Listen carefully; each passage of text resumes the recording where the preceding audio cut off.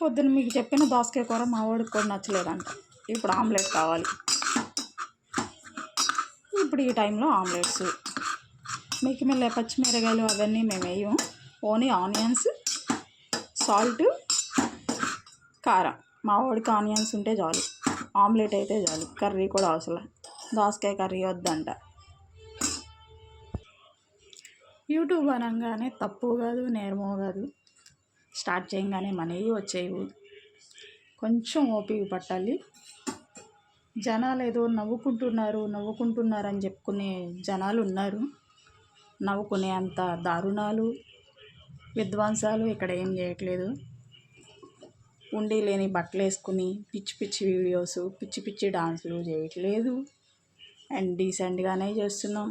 నచ్చిన వాళ్ళు సపోర్ట్ చేయండి, నచ్చిన వాళ్ళు వదిలేయండి. మీకు ఎందుకబ్బా అంత బాధ? ఏదో ట్రై చేస్తున్నాం కదా, చేయనివ్వండి.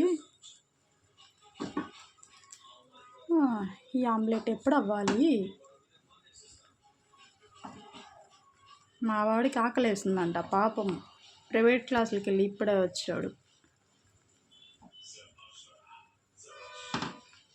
కర్రీ కూడా ఏం అవసరంలా, ఒక ఆమ్లెట్ ఉండి చాలు, తినేస్తాడు.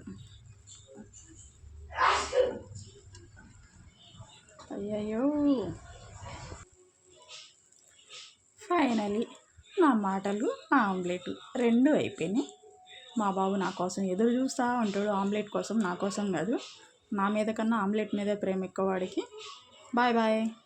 వీలైతే సపోర్ట్ చేయండి.